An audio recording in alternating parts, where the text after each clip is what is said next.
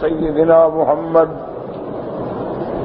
كما صليت على إبراهيم وعلى آل إبراهيم في العالمين إنك حميد مجيد.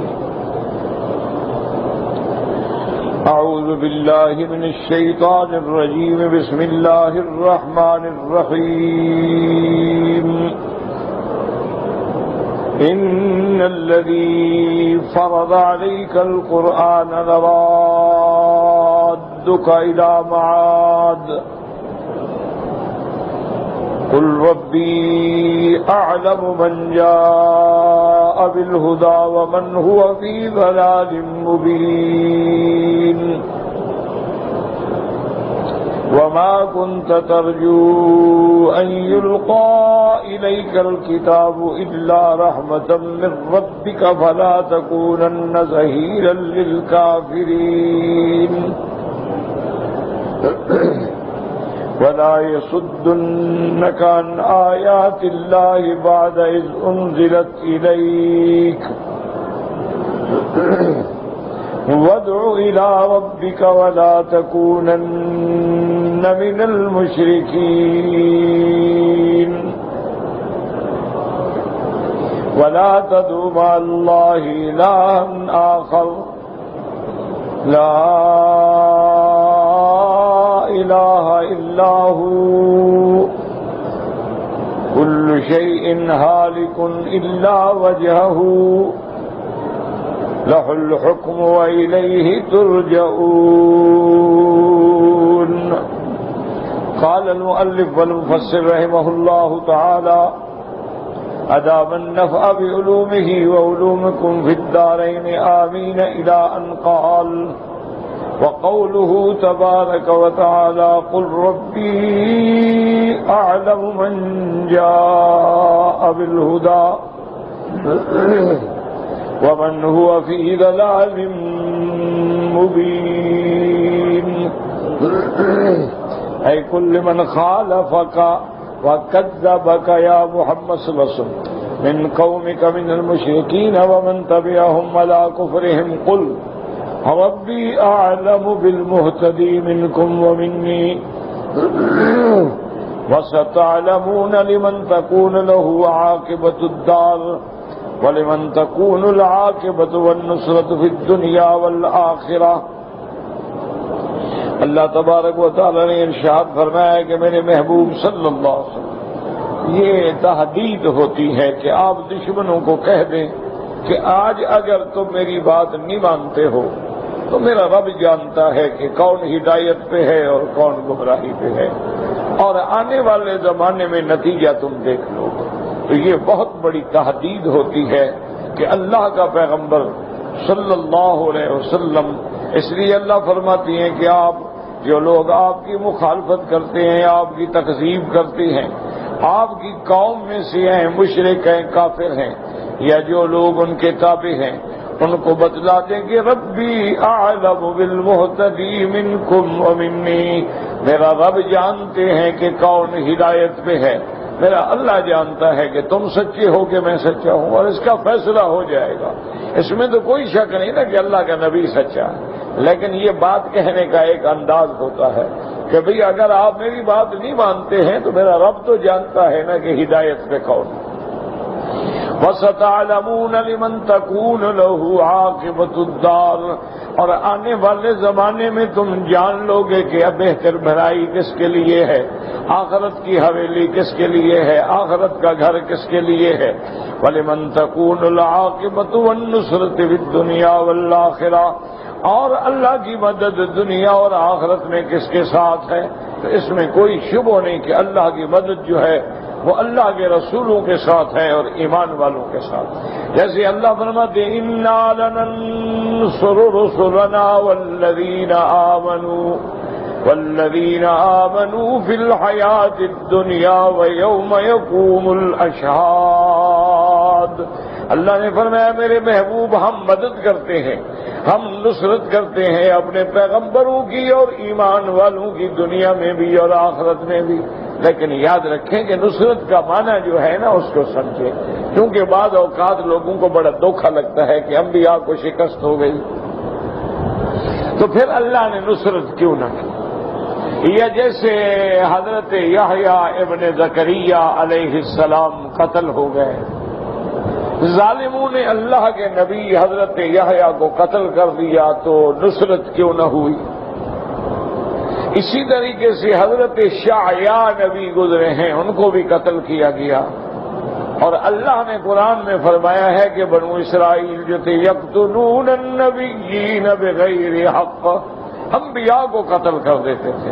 تو اس لیے اب لوگوں کے دماغ میں دھوکہ لگتا ہے کہ جب اللہ فرماتے ہیں کہ ہم مدد کریں گے، ہم ایمان والوں کی مدد کریں گے، تو کیوں مدد نہ کی؟ تو وہ مدد کیا ہوگی اور کیسے ہوگی کہ انبیاء قتل ہو گئے، شہید ہو گئے؟ تو ہمیشہ یاد رکھیں، علماء نے فرمایا کہ نصرت دنیا میں اور آخرت میں اس کے کئی طریقے ہیں۔ ایک نصرت کا طریقہ یہ ہے کہ اللہ کے انبیاء، اللہ کے رسول، ایمان والے چونکہ حق پہ ہوتے ہیں، ان کے دلائل حق پہ ہوتے ہیں، اللہ ان کو معجزات دیتے ہیں، دلائل دیتے ہیں، دشمن بات نہیں کر سکتا۔ یہ نصرت ہے کہ فرعون کتنا بڑا جبار ہے لیکن موسیٰ علیہ السلام کے سامنے آخر خاموش ہو گیا۔ نمرود کتنا بڑا جبار ہے لیکن جب ابراہیم علیہ السلام نے چیلنج کیا، فرمایا ان اللہ یاتی بالشمس من المشرق فأت بها من المغرب وبہت الذی کفر واللہ لا یہدی القوم الظالمین۔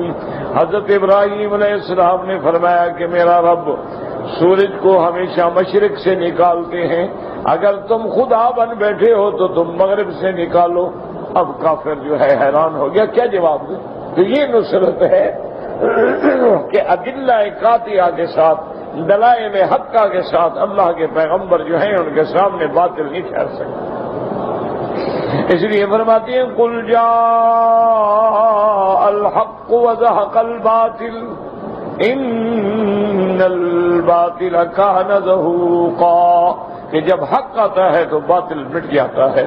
تو یہ نصرت ہے۔ نصرت کا معنی یہ نہیں ہوتا ضروری کہ ہر حال جنگ میں نصرت ہو اور شکست کبھی نہ ہو، تکلیف کبھی نہیں، ان کا اظہار حق اور تأیید ادلہ قاطعہ جو ہے یہ نصرت۔ اور بعض علماء نے فرمایا کہ نصرت کا معنی یہ ہے کہ دشمن چاہے جتنا غالب آ جائے، دشمن تو چاہتا ہے نا کہ نام مٹ جائے، لیکن اللہ اپنے نبی اور ایمان والوں کے نام کو قیامت تک اونچا کر دیتے ہیں۔ دشمن مٹ جاتا ہے لیکن ان کا نام اوپر رہتا ہے۔ تو مدد آ گئی اللہ کی کہ کافر مٹانا چاہتے تھے لیکن اللہ نے اور اونچا کر دیا۔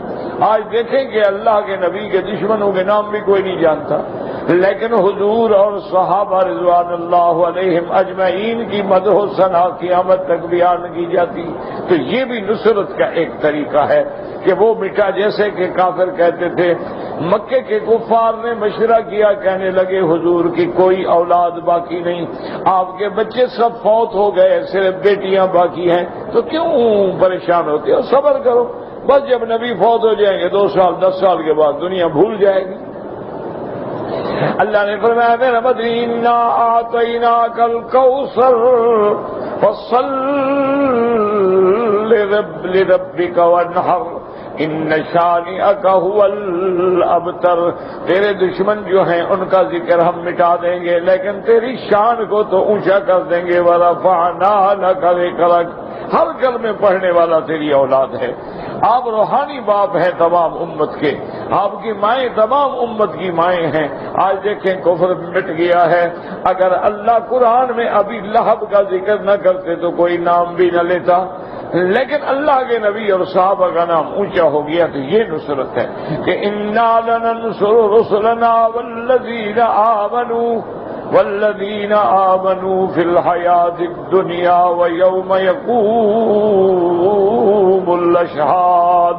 اور بعض علماء نے فرمایا نصرت کا معنی یہ ہے کہ اگر انبیاء کو تکلیف پہنچے تو ان کا بدلہ اللہ لیتے ہیں، انتقام لیتے ہیں۔ اللہ تبارک و تعالی جب حضرت یحییٰ علیہ السلام کو قتل کیا گیا تو قتلا، اس کے بدلے میں قتل کرنے والوں کا 70,000 آدمی قتل ہو گیا۔ اسی طرح جب یہود نے حضرت عیسیٰ علیہ السلام کو پھانسی دینے کی کوشش کی۔ اللہ نے عیسیٰ علیہ السلام کو آسمانوں پہ اٹھا لیا اور اللہ نے یہود میں بخت و نصر کو مسلط کر دیا، جس نے ایک دن میں 70,000 یہودی قتل کر ڈالے۔ اسی طرح اور آتے رہے اور لاکھوں قتل ہوتے رہے۔ تو اللہ اپنے انبیاء کا، اپنے اولیاء کا بدلہ خدا خود لے لیتے ہیں۔ تو یہ اللہ تبارک و تعالیٰ کی نصرت ہے۔ اور کبھی اللہ میدان میں بھی نصرت بھیج دیتے ہیں، جیسے مقام بدر میں بھیج دی، وَلَقَدْ نَصَرَكُمُ اللَّهُ بِبَدْرٍ وَأَنْتُمْ أَذِلَّةٌ۔ اللہ نے فرمایا تم کمزور تھے، ہم نے بدر میں فرشتے اتار کے مدد کر دی۔ تو کبھی مدد یہ ہوتی ہے، کبھی مدد یہ ہوتی ہے۔ اور قیامت والے دن تو اس میں تو کوئی شبہ نہیں کہ سب سے بڑی کامیابی انبیاء کے لیے، مومنین کے لیے ہوگی۔ اس لیے اللہ نے فرمایا میرا محبوب ان ظالموں کو بتلا دیں کہ قل ربی اعلم من جاء، قل ربی اعلم من جاء بالہدی ومن هو فی ضلال مبین، کہ تم جان لو گے آنے والے زمانے میں کہ میں ہدایت پہ ہوں کہ تم ہدایت پہ ہو، آخرت کے اندر بھی تم جان لو گے۔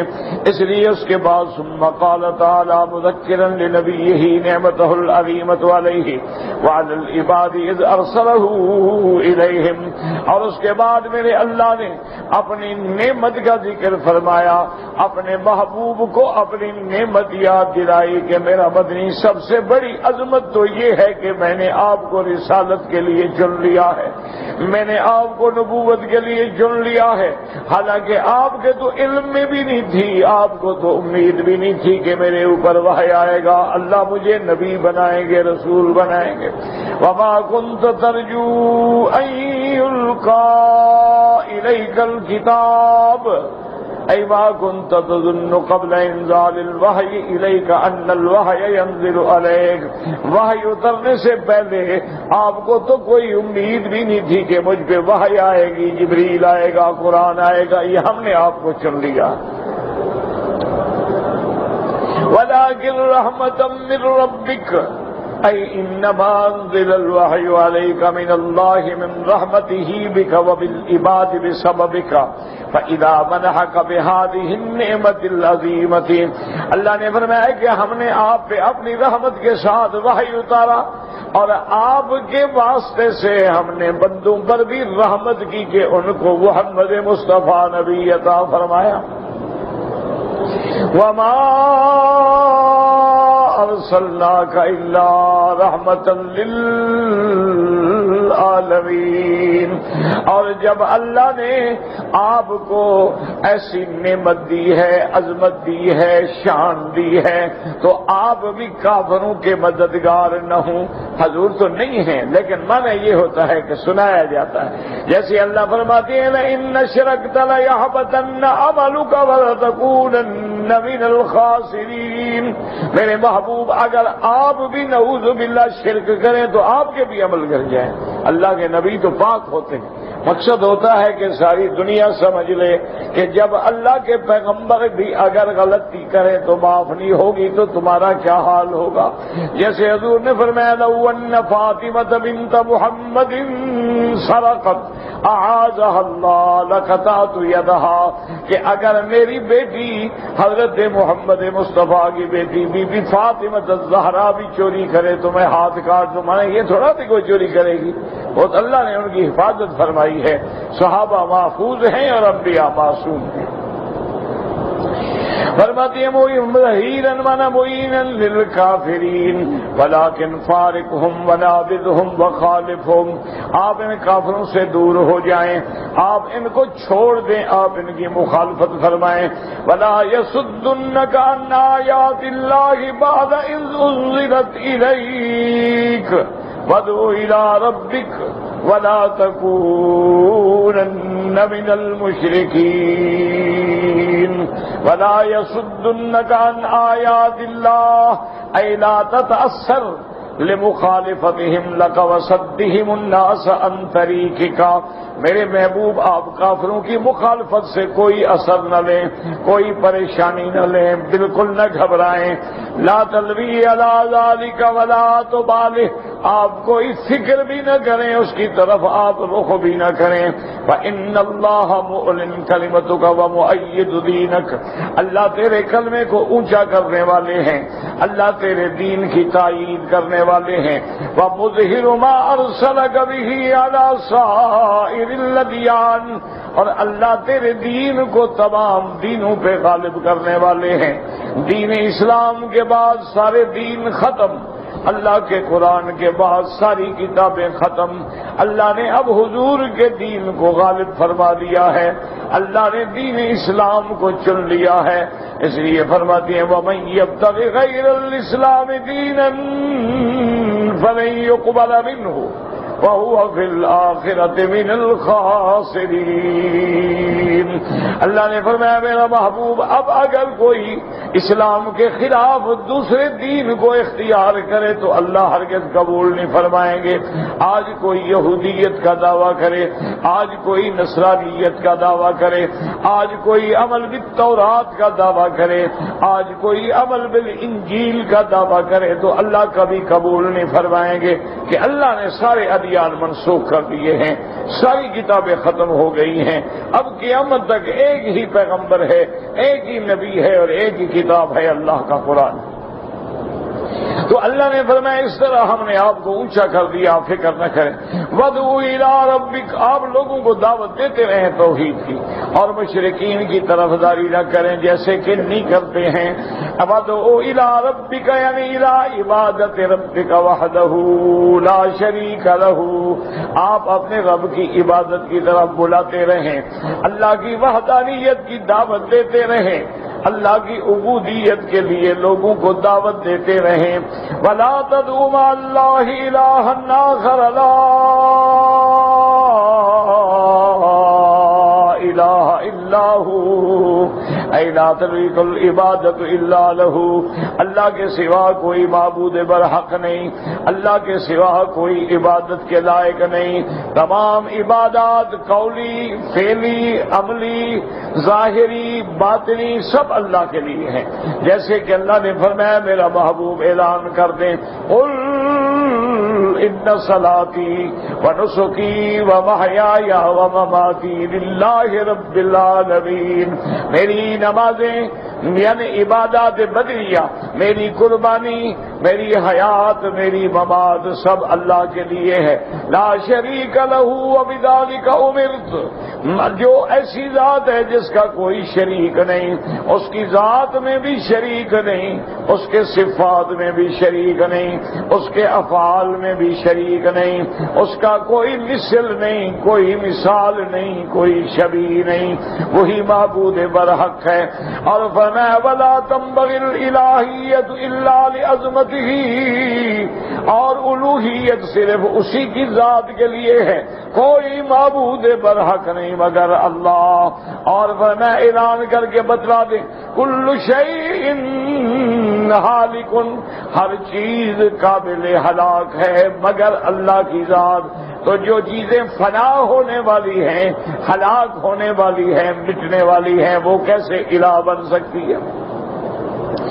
اس لیے فرمایا اخبار بانہ، اس آیت میں خبر دی کہ الدائم الباقی الحی القیوم، ہمیشہ رہنے والا، باقی رہنے والا، جو ہمیشہ زندہ ہے اور زندہ رہے گا، ساری دنیا کو تھامنے والا.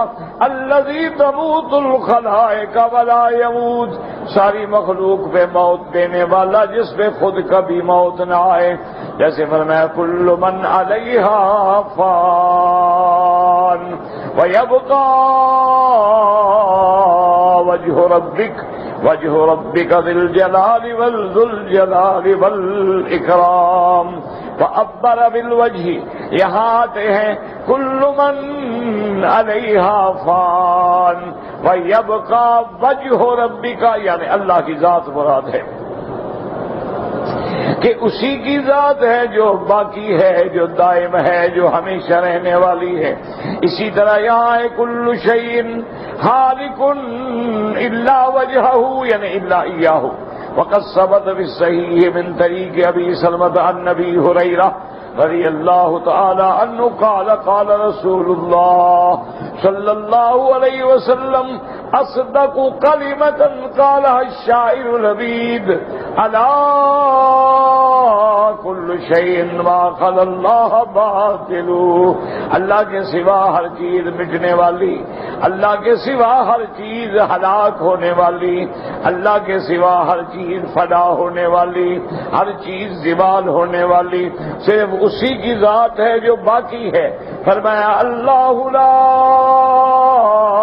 الہ الا هو الحی القیوم. حی اور قیوم اسی کی صفت ہے، اسی لیے فرماتے ہیں هو الاول والآخر والظاہر والباطن وهو بكل شيء علیم. وہ سب سے پہلے، جس سے پہلے بھی کچھ نہیں اور جس کے بعد بھی کچھ نہیں اور جس کے اوپر بھی کچھ نہیں اور جس کی کنہ باطن کو بھی کوئی نہیں جانتا ہے. بس ہمارا اس کی ذات و صفات پہ ایمان ہے، من غیر تعطیل ولا تکییف ولا تشبیہ. وقال مجاہد الثوری فی قول تعالی کل شیء ہالک الا وجہہ. یہ دوسرا قول ہے. ایک تو قول ہے کہ وجہہ سے مراد اس کی ذات ہے، ایک یہ ہے کہ وجہہ سے مراد یہ ہے کہ وہ عمل جو خالص اللہ کے لیے کیا جائے وہ باقی رہے گا. اس لیے حضرت فرماتے ہیں، حضرت مجاہد حضرت ثوری فرماتے ہیں وجلا وجہہ کا معنی الا ما ارید بہ وجہہ، مگر وہ عمل باقی رہیں گے جو خالص اس کی ذات کے لیے ہیں. واقع البخاری بھی صحیح المقرر له قال ابن جریر يستشهد من قال ذلك بقول الشاعر استغفر الله ذنبا لست موصيه رب العباد اليه الوجه والعمل وهذا القول لا ينافي القول الاول. اب مفسر فرماتے ہیں کہ یہ قول پہلے قول کے مخالف نہیں ہے. فإن هذا إخبار عن كل الأعمال بأنها باطلة. اس میں خبر ہے کہ ہر عمل باطل ہے، ہر عمل مٹنے والا ہے مگر وہ جو خالص اللہ کے لیے کیا جائے. الا ما اريد به وجه الله تعالى من الأعمال الصالحة المطابقة للشريعة. والقول الأول مقتضاه أن كل الذوات فانية وزائلة إلا ذاته تعالى وتقدس. مفسر فرماتے ہیں کہ پہلے قول کا مقتضا یہ ہوگا، معنی یہ ہوگا کہ ہر چیز فانی ہے، ہر چیز مٹنے والی ہے مگر اسی کی ذات ہے جو باقی ہے، جو دائم ہے. فإنه الأول والآخر الذي هو قبل كل شيء وبعد كل شيء. جب کائنات نہیں تھی تو اس کی ذات موجود تھی، اور جب ساری کائنات مٹ جائے گی پھر بھی اسی کی ذات ہوگی. قال ابو بکر عبداللہ ابن محمد ابن ابی الدنیا فی کتاب التفکر والاعتبار حدثنا احمد بن محمد بن ابی بکر حدثنا مسلم بن ابراہیم قال حدثنا عمر بن سلیم الباہلی قال حدثنا ابو الولید قال كان ابن عمر رضی اللہ تعالی عنہما اذا اراد ان يتآهل قلبه يأتي الخربة فيقف على بابها فينادي بصوت حزين فيقول اين اهلك ثم يرجع الى نفسه فيقول كل شيء هالك الا وجهه. اب مفسر رحمۃ اللہ علیہ فرماتے ہیں کہ حضرت ابو بکر عبداللہ ابن محمد نے اپنی کتاب التفکر والاعتبار میں لکھا ہے کہ کانا ابن عمر، حضرت ابن عمر رضی اللہ تعالیٰ عنہ جب اپنے دل کو سمجھاتے تو آپ وہاں تشریف لے آتے جہاں ویرانہ ہے، قبرستان ہے، وہاں کھڑے ہو کے بڑے آواز سے کہتے ہیں نا ہلوکا، کہاں ہے تمہارا گھر، کہاں ہے تمہارا خاندان، دنیا مٹ گئی ہے، ہر چیز قابل فنا ہے. پھر آپ خود فرماتی کل شیء ہالک، ہر چیز قابل ہلاک ہے مگر اس کی ذات جو دائم ہے، جو قیوم ہے، جو باقی ہے، جو حی ہے. اب فرماتے ہیں لہ الحکم والیہ ترجعون. الملک والتصرف الملک والتصرف ولا معقب لحکمہ وإلیہ ترجعون یوم معادکم، اسی کا ملک ہے، اسی کا خلق ہے، اسی کا حکم ہے، اور اللہ کے حکم کو کوئی ٹال بھی نہیں سکتا، اور اللہ ہی کی طرف لوٹ کے جانا ہے۔ یوم معادکم، مرنے کے بعد، وَيُجْزِيكُمْ بِأَعْمَالِكُمْ، پھر اللہ تمہارے اعمال کی تم کو جزا دیں گے۔ ان خیرن فخیرن، اگر تیرے عمل بھلے ہیں تو بدلہ بھی بھلا ملے گا، ان شرن فشرن، اگر عمل بھیڑے ہیں تو پھر سزا بھی اسی طرح ملے گی۔ الحمدللہ فرماتے ہیں آخر تفسیر سورۃ القصص، سورۃ القصص اللہ نے اپنی رحمت سے پوری فرما دی۔ وَلِلَّهِ الْحَمْدُ وَالْمِنَّةُ، اسی کا احسان ہے، اسی کا شکر ہے۔ وَيَلِيهِ سورۃ العنکبوت انشاءاللہ، واللہ اعلم۔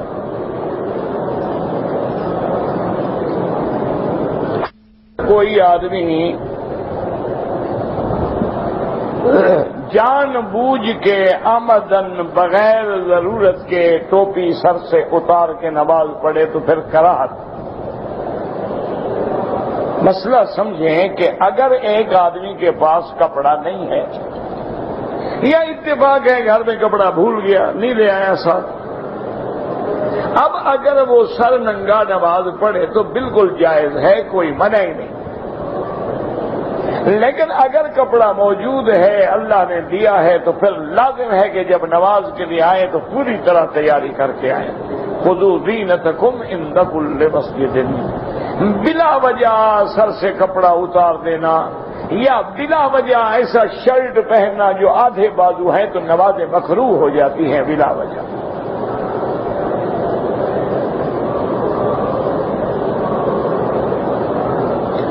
سعودیہ والے نہیں ہیں میرا بھائی، بلکہ تمام اعمال میں محل نیت جو ہے وہ دل ہوتا ہے۔ یہ تمام ائمہ کا متفق علیہ مسئلہ ہے، اس میں کوئی جھگڑا نہیں۔ محل النیت القلب، کہ نیت جو ہے وہ دل میں۔ ایک آدمی لاکھ زبان سے کہتا رہے گا، دل میں نہ ہو کیا فائدہ ہوگا؟ منافقین بھی تو حضور کو آ کے کہتے تھے نا کہ ہم مسلمان ہیں، کلمہ بھی پڑھتے تھے، نمازیں بھی پڑھتے تھے، حضور کے پاس بھی آگے بیٹھتے تھے، لیکن دل میں ایمان نہیں تھا۔ تو اللہ نے فرمایا میرا محبوب میں گواہی دیتا ہوں جھوٹ بولتے ہیں۔ بات کو سمجھیں، بلا وجہ لوگوں نے الجھنیں بنا دی ہیں چھوٹے چھوٹے مسائل میں۔ کوئی بھی نہیں کہتا، نہ حنفی، نہ شافی، نہ مالکی، نہ حنبلی۔ اصل مکہ اب دیکھیں نا، آپ نے مغرب پڑھ لی، اب کیسے نماز کے لیے بیٹھے؟ عشاء، یہی نیت ہے تو بیٹھے۔ باقی زبان سے استحضار ہوتا ہے کہ آدمی محض یاد کرنے کے لیے کہ آج کل ہمارے احوال ایسے ہیں کہ ہم غافل ہیں، بھولے ہوئے ہیں، نماز میں کھڑے ہوں پتہ نہیں ہوتا کون سی پڑھیں، تو اگر وہ زبان سے کہہ دے تو حرج کوئی نہیں۔ جیسے کہ بعض اعمال میں نیت جو ہے زبان سے بھی حضور نے فرمائی ہے۔ جب میرے آقا نے حج کا احرام باندھا ہے تو آپ نے فرمایا لبیک بحجۃ و عمرۃ، لبیک اللہم لبیک، تو آپ نے حج قران کی نیت کی اور زبان سے بھی فرمائی۔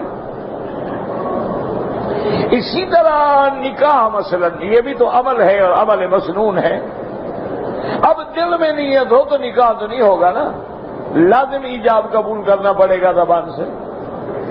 تو اس لیے بعض علماء فرماتے ہیں کہ اگر کوئی استحضار کر لے تو کوئی حرج نہیں۔ باقی ہمارے ہاں جو جاہلوں کی عادت بن گئی ہے، اللہ ان کو بھی ہمیں بھی ہدایت دے، کہ اتنی لمبی نیت کرتے ہیں کہ امام فاتحہ پڑھ لیتا ہے، ابھی نیت کر رہے ہیں کہ 4 رکعت نماز عشاء برائے خدا بروز فلاں بوقت فلاں، اور منہ طرف قبلہ شریف کے اور پیچھے اس امام کے، تو یہ تو جہالت ہے، بدعت ہے۔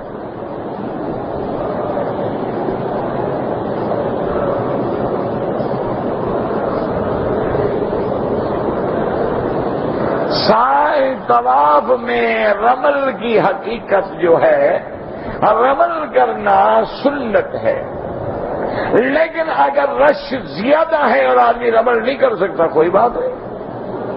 معذور ہے۔ عذر میں تو اللہ واجب بھی معاف کر دیتے ہیں، یہ تو سنت ہے نا۔ اگر موقع مل جائے کر لیں، نہ ملے نہ کریں، کوئی بات نہیں۔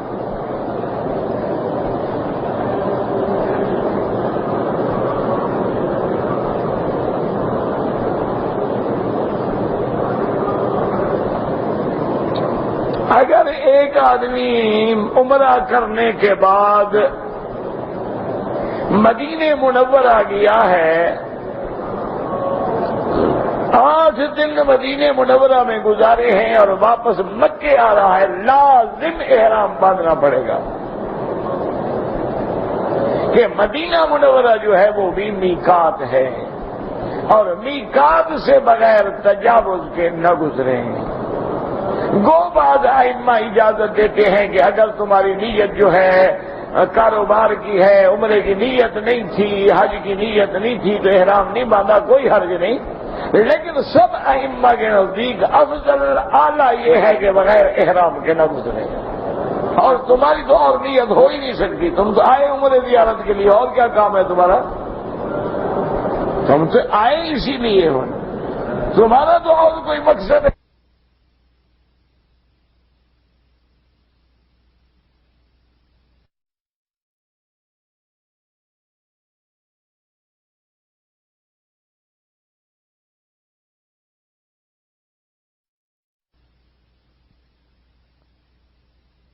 آپ کو مدینے کا عمرہ مفت میں نصیب کر دیں، تکلیف آخر کیا ہے؟ بھئی آپ پاکستان سے یا ہندوستان سے یا بنگلہ دیش سے احرام باندھ کے آئے ہیں، میرے آقا نے تو کبھی پاکستان سے احرام نہیں باندھا، لیکن مدینے سے تو باندھا ہے نا۔ تو اگر آپ کو اس جگہ سے عمرہ نصیب ہو رہا ہے جہاں سے حضور پاک نے کیا ہے، تو اتنی بڑی سعادت کو آخر چھوڑ دینے میں کیا تکلیف ہے؟ اور عمرے میں کیا لگے گا؟ 1 گھنٹہ، 1.5 گھنٹہ، 2 گھنٹے۔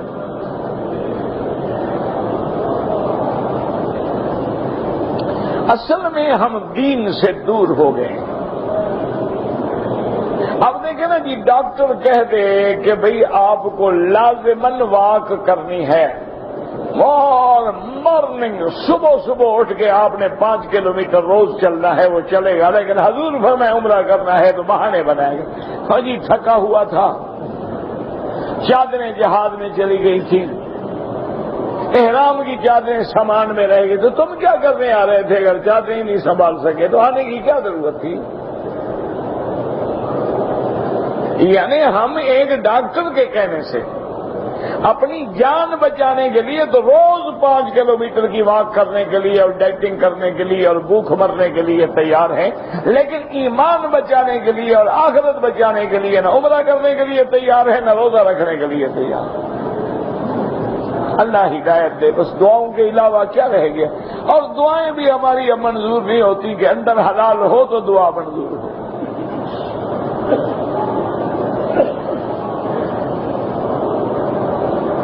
اپنے بیٹے کو زیادہ یا کم نہیں دے سکتا، کیا کسی کو اپنے مال میں تصرف کرنے کا حق نہیں ہے؟ بالکل حق ہے۔ تو آپ کو یہ بھی حق ہے کہ اپنے مال کو آگ لگا دو۔ تو تصرف کا معنی یہی ہوتا ہے کہ آگ لگا کے جہنم خرید لو۔ یہ کیا تصرف ہے؟ تصرف کا معنی یہ ہے اللہ رسول کے حکم کے مطابق خرچ کرو۔ اللہ نے جہاں حکم دیا ہے دو، جہاں حکم دیا ہے نہ دو، یہ تصرف کا معنی ہے۔ یہ تصرف کی آزادی تھوڑی ہے کہ کل اپنے پیسے لے کے آگ لگا دو، سارا پیسہ سگریٹ پھونک دو، سارے پیسے کو شراب میں لگا دو۔ وہ بھی تو یہی کہتے ہیں یہ ہم اپنے مال میں تصرف کا ہمیں حق ہے، ہم جوا کھیلیں، ہم ریس لگائیں، ہم شراب پیئیں، آپ کون ہیں مولوی روکنے والے؟ تو ہم نہیں روکنے والے، اللہ کا نبی روکنے والا ہے۔ جب صحیح حدیث بھی میں نے پڑھ لی تو پھر تمہارے دماغ میں خلل کیوں ہے کہ حضور کی خدمت میں صحابی آگے کہہ رہا ہے، آپ نے فرمایا سب بیٹوں کو برابر دے رہے ہو؟ نہیں، ہم نے لا اشہد ولا جور، میں اس ظلم پہ کبھی گواہ نہیں بن سکتا۔ اس کے بعد بھی تمہارے دماغ میں خلل ہے تو اللہ ہدایت دے، اب ہمارے بس میں تو ہے نہیں۔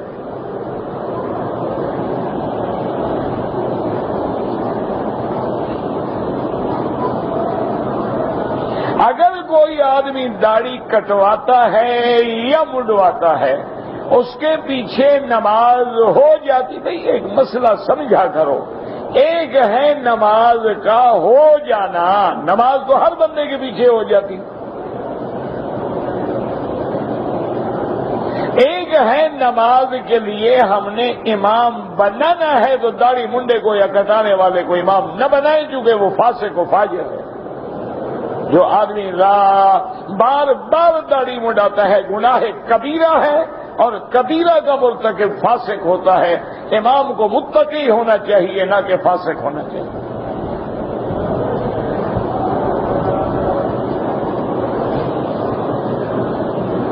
انگوٹھے چومنے کا بیان جو ہے جی، نہ قرآن میں ہے نہ حدیث میں ہے، نہ کبھی صحابہ نے عمل کیا ہے. دیکھو نا، اب یہی ایک مسئلہ ہے لوگوں کو اٹکا ہوا. اللہ کے بندے، حجر اسود کے بوسہ پتھر کا بوسہ ہے، اس سے تو کوئی تمہیں نہیں روکتا. اگر انگوٹھے ثابت ہوتے تو کیا تکلیف تھی ہمیں روکنے کی؟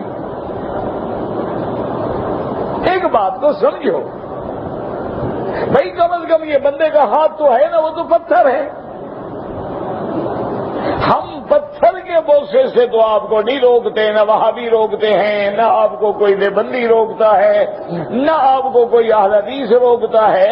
آخر اگر انگوٹھے کا بوسہ دینا ثابت ہوتا تو مولویوں کو روکنے میں فائدہ کیا ہے، نقصان کیا ہے؟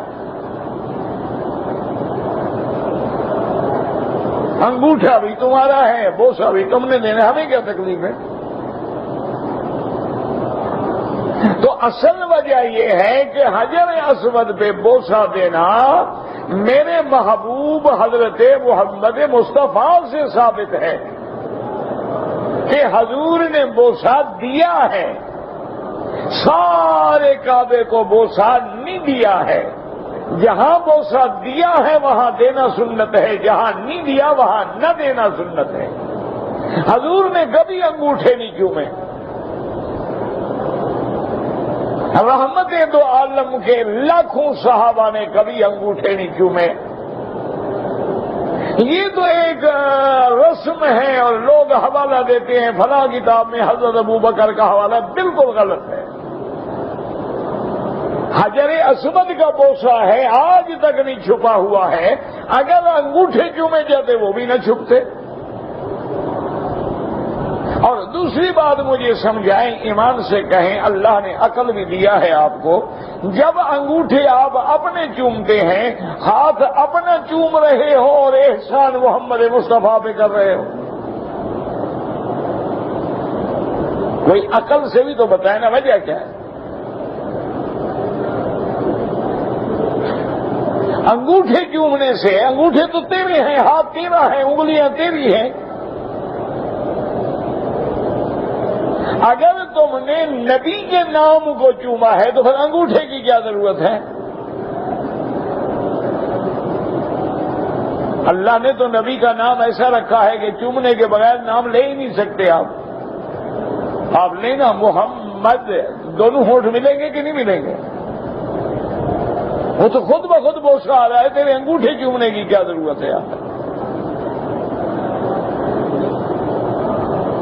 تو یہ تو ایک ایسی ہے کہ رواج ہے جو انگوٹھے چومے وہ عاشق رسول اللہ. داڑھی منڈائے، شراب پیے، جوا کھیلے، انگوٹھے چومتا رہے، بس عاشق. نماز نہ پڑھے، انگوٹھے چومے، عاشق رسول اللہ. روزہ نہ رکھے، بس انگوٹھے چومے. بڑا اچھا دین ہے، انگوٹھے چومنے سے جان چھوٹ سکتی ہے. تو بلا وجہ پھر خواہ لوگ محنت کر رہے ہیں، مر رہے ہیں. پھر عمرے حج کی کیا ضرورت ہے؟ بس سارا دن کھڑے رہو اور انگوٹھے چومتے رہو. اللہ کے بندے یہ خالص بدعت ہے.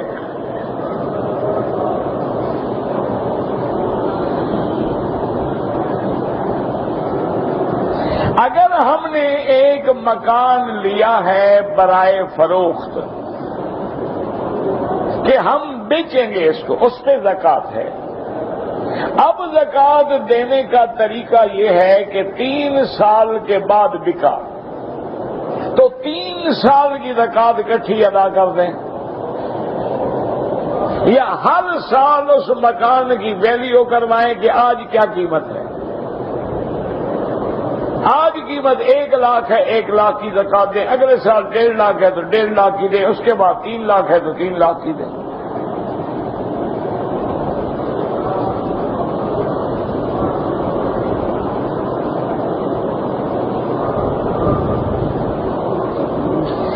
اگر ایک عورت پہلے دن آئی احرام عمرے میں، طواف کر کے چلی گئی اور صفا مروا دوسرے دن مکمل کی، کوئی حرج نہیں. لیکن اس دوران میں کوئی چیز خلاف احرام نہ کی ہو، کیونکہ جب تک صفا مروا نہ کرے، بال نہ کٹائے، گویا وہ احرام میں ہے. اگر اس دوران میں اس نے خوشبو استعمال کی یا میاں بیوی تھے مل گئے تو پھر تو دم بڑھ گئی. اور اگر کوئی ایسی بات نہیں کی، اپنے آپ کو اسی احرام کی پابندی میں رکھا، دوسرے دن جا کے صفا مروا دوڑ کے بال کٹوائے، ٹھیک ہو گیا. ایک عورت جو تھی عمرے کے لیے آئی، گم ہو گئی، 2-3 دن کے بعد ملی اور احرام بغیر عمرے کے کھول دیا. اب عمرہ بھی دوبارہ کرے اور ایک بکری دم بھی ادا کرے. یعنی وہ مسجد عائشہ جا کر، مسجد تنعیم جا کے احرام باندھ کے عمرہ کرے اور اس کے بعد ایک دم بھی ادا کرے کہ اس نے پہلا عمرہ جو ہے بغیر اعمال عمرے کے چھوڑ دیا ہے.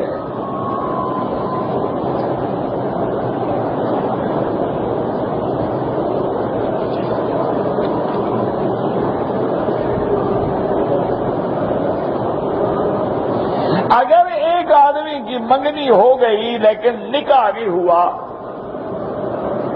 اب لڑکی والے جو ہیں پاکستان میں ہیں اور میں سعودی عرب میں ہوں تو ٹیلی فون پہ نکاح ہو سکتا ہے؟ بالکل نہیں.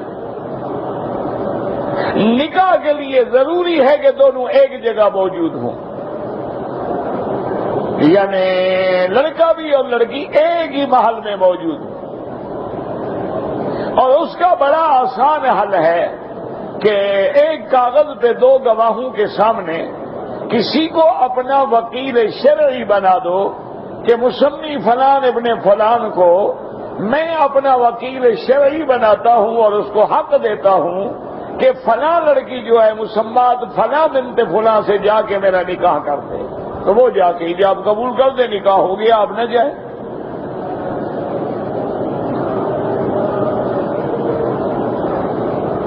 اگر بیوی نے خلو کیا ہے،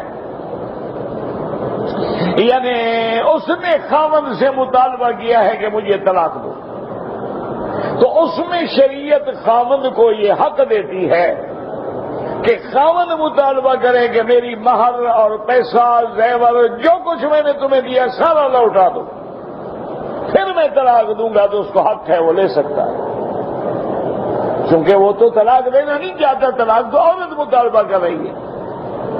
اسی طرح حدیث مبارک میں واقعہ ہے، ایک بی بی حضور کی خدمت میں حاضر ہوئی اور اس نے کہا کہ یا رسول اللہ صلی اللہ علیہ وسلم، میرا خاوند کے ساتھ گزارا نہیں ہو سکتا.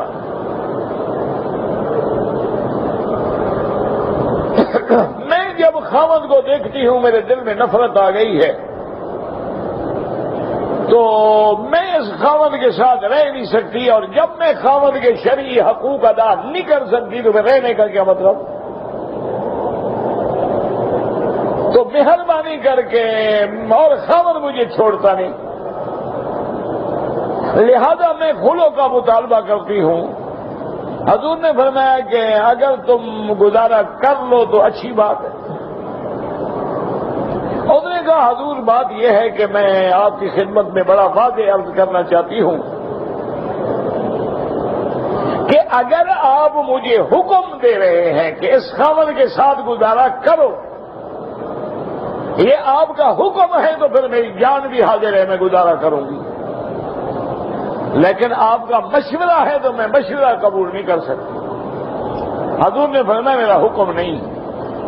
کیوں؟ یہ عورت کی زندگی کا مسئلہ ہے، زندگی اس نے گزارنی ہے، حکم کیوں دیا جائے؟ تو حضور نے فرمایا میرا حکم نہیں ہے، میرا مشورہ ہے کہ وہ بیچارہ تم سے محبت کرتا ہے اور رو رہا ہے غریب، تو اس میں رحم کرو، مہربانی کرو۔ نے کہا حضور میں مہربانی نہیں کر سکتا۔ تو حضور نے فرمایا اچھا جو کچھ اس نے تمہیں دیا ہے وہ تمہیں سارا لوٹانا پڑے گا۔ اس نے کہا حضور وہ بھی لوٹاؤں گی، اور بھی کچھ لیتا ہے لے لے، میری جان چھوڑ دے بس۔ تو اس لیے اگر عورت مطالبہ کرے تو آپ کو حق حاصل ہے، آپ اپنا ہر چیز واپس لے سکتے ہیں۔ یہ بھی اللہ کی حکمت ہے، یاد رکھو۔ اگر اسلام اجازت دے دیتا نا جی بغیر کسی سختی کے، تو ہر عورت انشاءاللہ صبح کھڑی ہوتی کورٹ میں۔ عورتیں نا یہ خدا کا شکر کرو جو طلاق مرد کے ہاتھ میں ہے، اگر عورت کے ہاتھ میں ہوتی نا تم تو 200 طلاق لے چکے ہوتے۔ جب جھگڑا ہوتا 3 طلاقیں تمہیں دے کے گھر چلی جاتی۔ یہ اللہ کا شکر ہے، اللہ کے نظام میں حکمتیں ہیں کہ اگر عورت مطالبہ کرے کہ مجھے خاوند چھوڑے، اسلام نے کہا سب کچھ واپس کرو، حق المہر بھی واپس کرو، زیور بھی واپس کرو، ہر چیز واپس کرو۔ کیوں تم نے کیوں مطالبہ کیا ہے طلاق کا؟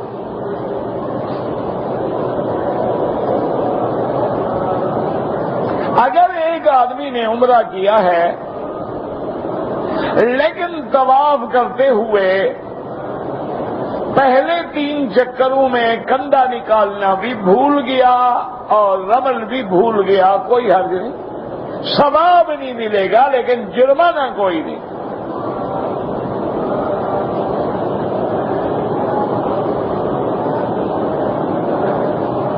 کہتے جی عورتوں کو عمرے سے حلال ہونے کے لیے کتنے بال کاٹنے چاہیے؟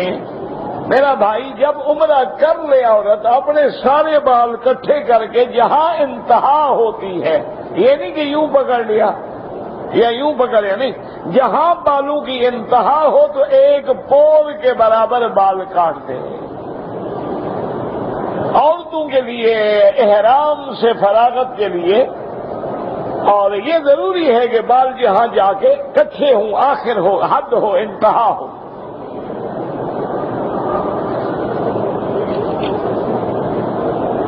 آج کل تو میرا بھائی اگر حالات دیکھو نا، عمرے کے بعد بال کٹانے میں مشکلات میں آج کل مرد ہے۔ عورت تو بال کٹوانا چاہتی ہے، وہ تو پہلے ہی شولڈر کٹ ہے۔ مرد کو فکر ہے کہ میرا فیشن بگڑ جائے گا، میں بال کیسے کروں؟ اچھا جی ٹک لگوا لو بس، تم عمرہ ہی نہ کرو جناب، کعبہ اداس تو نہیں ہے آپ کے لیے۔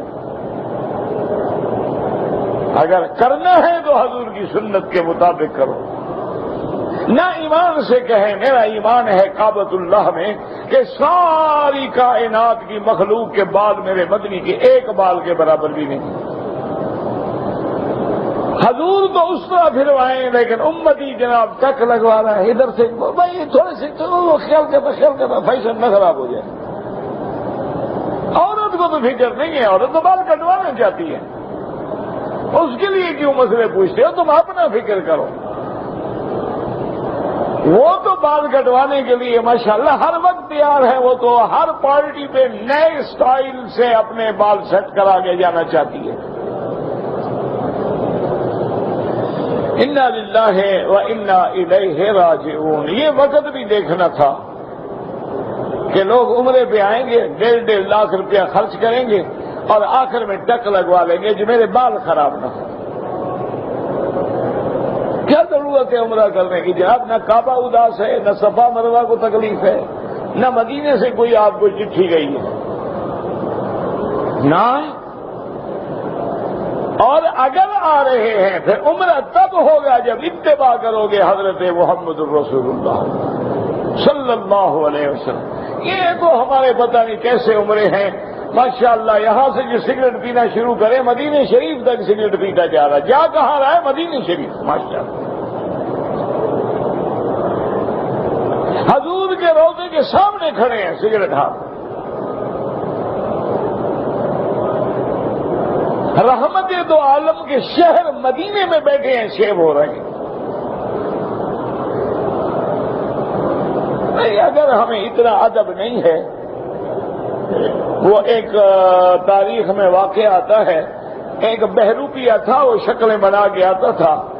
بادشاہ نے ایک دفعہ چڑھ کے کہا، اس نے کہا تم ہر دفعہ یہ شکل بگاڑ کے آتے ہو، میں تمہیں پہچان لیتا ہوں، پھر انعام کیوں دوں؟ انعام تو تب ملے گا نا ایسی شکل بناؤ کہ میں پہچان نہ سکوں۔ اس نے کہا اچھا، وہ جناب کیا، کافی عرصے کے بعد وہ پیر بن گیا۔ بڑی داڑھی، بڑے بال، گلے میں کپڑے، کھنٹے، گلابے، اور جناب بڑے بڑے، اور 4-5 پیچھے آگے خلیفے، جنگل میں آگے رونی دبا کے بیٹھ گیا جناب، اور شہرت ہو گئی کہ یہ پہنچا ہوا فقیر آ گیا ہے۔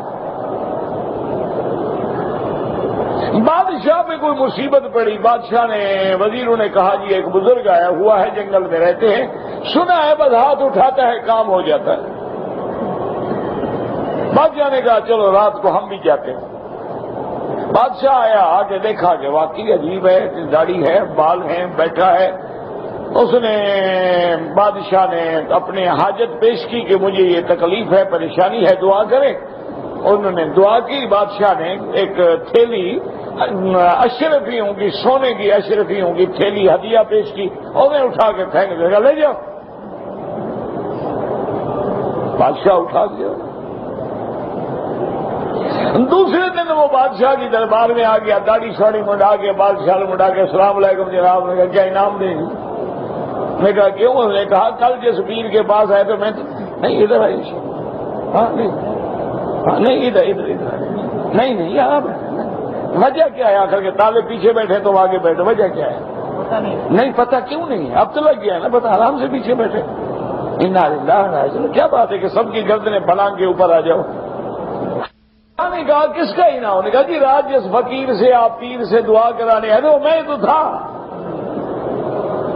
اس نے کہا بھئی ہاں اب تم انعام کے مستحق ہو، لیکن ایک بات بتاؤ، میں نے تمہیں سونے کی اشرفیوں کی تھیلی دی تھی، بے وقوف، تم نے کیوں پھینک دی؟ اس نے کہا جن اللہ والوں کی میں نے شکل بنائی تھی نا، مجھے حیا آیا کہ میں پیسے لے کے ان کو بدنام نہ کروں، کہ میں اللہ والوں کی شکل بنا کے بیٹھا تھا، اور اللہ والوں کو دنیا سے کیا تعلق ہوتا ہے؟ تو تم اگر شکل بنا کے آتے ہو تو چند دن کے لیے ہی شرم کر لو کہ بھی اب میں عمرے پہ جا رہا ہوں، اللہ کے دروازے پہ جا رہا ہوں، محمد پاک کے مدینے میں جا رہا ہوں، یہ کم از کم ہفتے کے لیے کوئی فرق نہیں پڑے گا، ہفتے کے لیے تو کم از کم شکل بنا لوں محمد مصطفیٰ والی صلی اللہ علیہ وعلی آلہ واصحابہ وسلم تسلیما کثیرا کثیرا۔ رات حضور نے جنت البقیع میں دعا کی، ہاں بالکل ہے، لیکن وہاں 15 شعبان نہیں لکھا ہوا۔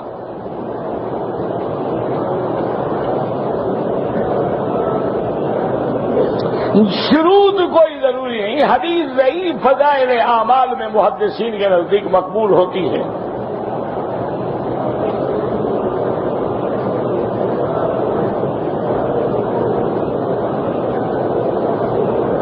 ابی ہریرہ یعنی ہریرہ ان کے بیٹے کا نام نہیں تھا، عبد الرحمن ابن صخر آپ کا نام تھا، یہ کنیت تھی، آپ کو بلی سے محبت تھی تو اسی نسبت سے ابی ہریرہ ہو گئے۔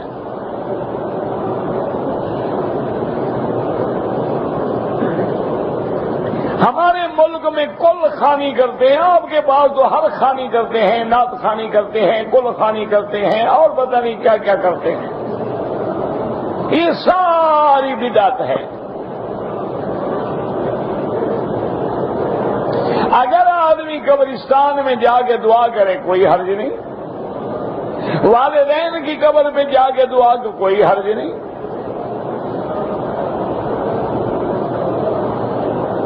اگر کوئی دیوبندی بریلوی کی مسجد میں نماز پڑھ سکتا ہے، اگر مسجد اللہ کی ہے تو پڑھ سکتا ہے، بندوں کی ہے تو نہیں پڑھ سکتا۔ اگر مسجد ہے اللہ کی تو ہر کوئی نماز پڑھ سکتا ہے، اگر مسجد ہے پارٹی کی اور بندوں کی تو آنے نہیں دے گے تو نماز کیا پڑھے گا؟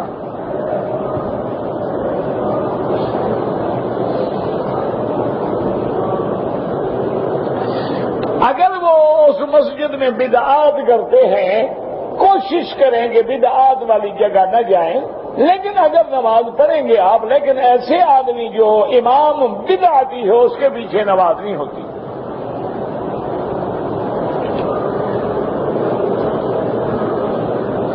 مرد کے لیے سونا پہننا حرام ہے، لیکن سونے کے دانوں کی تسبیح بنا لے، کچھ بھی بنا لے، وہ حرام ہے۔ قلم سونے کا رکھے حرام ہے، اینک سونے کی پہنے حرام ہے، انگوٹھی پہنے حرام ہے، جو کچھ بھی کرے حرام ہے۔ آپ نے سونے کو ضرور تسبیح بنا کے رنگ دینا ہے، سونے کے بغیر تسبیح نہیں پڑھی جا سکتی۔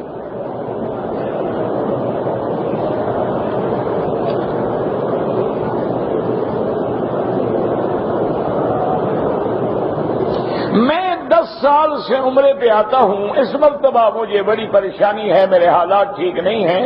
اللہ پھر بھی لے آیا ہے نا، تو جتنا تیرے مقدر میں لکھا ہے تم ہر حال میں آؤ گے، اور اللہ نے جب نہیں لکھا ہے تو پھر حالات بھی پیدا نہیں ہوں گے۔ بہرحال علاج یہ ہے کہ کثرت سے استغفار کیا کرو۔ استغفر اللہ الذی لا الہ الا هو الحی القیوم واتوب الیہ، یہ زیادہ سے زیادہ پڑھا کرو۔ اللہ رزق میں بھی برکت دیتے ہیں اور مشکلات بھی ٹال دیتے ہیں۔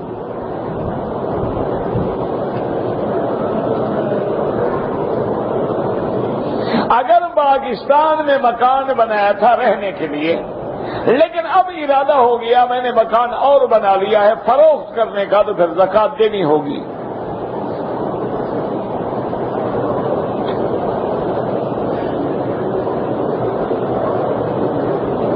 حرم کے دروازوں کے باہر جو سفید پتھروں کا فرش ہے، اگر حیض والی عورت باہر بیٹھی رہے بیٹھ سکتی ہے۔ اگر ایک غیر مسلم اسلام قبول کرنا چاہے تو کون سا مسلک اختیار کرے؟ جو بھی کرے وہ اسلام ہے، وہ مسلک اسلام سے باہر تو ہے نہیں۔ اب اگر پوچھیں گے جی کوئی آدمی حرم آنا چاہے تو کون سے دروازے سے گزرے؟ جس سے بھی آئے حرم آئے گا۔ یہ تمہارے عقل میں آتا رہتا ہے، خود شرارتیں ہیں دماغ کی، ورنہ حقیقت میں کچھ نہیں ہے۔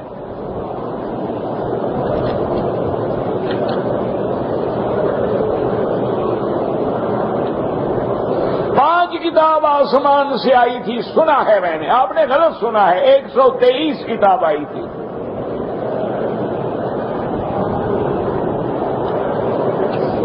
جو لوگوں سے سنو وہ بھی میرے ذمہ ہے پوچھنا۔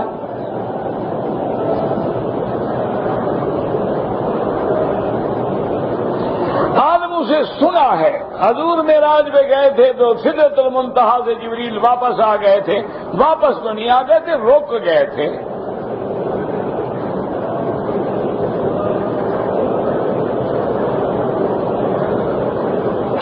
دو بیویاں ہیں، ایک بیوی کی بہن کا نکاح بیٹے سے کرنا، تو اس کے بیٹے کا کیا ہے؟ اس کے تو کچھ نہیں لگتی نا، وہ اس کے لیے کیا ہے؟ یعنی وہ اجنبی ہے، اور کوئی حرمت نہ ہو تو جائز ہے۔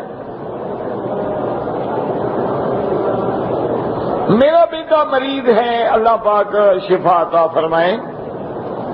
بھائی کلونجی کو لے کے کپڑے میں باندھ کے پانی میں بھگو دو، سارا دن رات پڑی رہے، پھر اس پانی کو نتھار کے دائیں کان ناک میں 2 قطرے، بائیں میں 1 قطرہ، دوسرے دن اسی طرح بائیں میں 2 اور دائیں میں 1، بس اتنا مشکل کوئی مسئلہ ہے؟ تم میں رہتے ہوئے اور روزے کو مقدم رکھیں یا عمرے کو؟ روزہ کون سا؟ رمضان کا روزہ تو فرض ہے، باقی نفلی روزہ ہے تمہاری مرضی ہے، نفلی روزے رکھو، نفلی عمرے کرو، نفلی طواف کرو، لیکن حرم میں رہتے ہوئے افضل عبادت طواف ہے۔ جگہ رکھا جا سکتا ہے لیکن طواف نہیں کیا جا سکتا ہر جگہ۔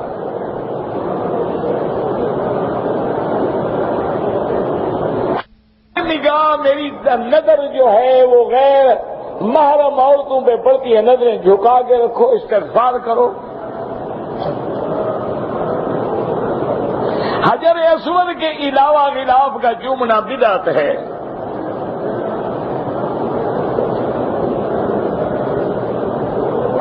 نے فتویٰ جاری کیا ہے کہ جو لوگ بھی دیوبندی یا علماء توحید کے پیچھے نماز پڑھتے ہیں ان کو دوبارہ نکاح کرنا پڑے گا۔ ایسا مولوی 1400 سال میں گنڈیا ہی پیدا ہوا ہے معلوم ہوتا ہے۔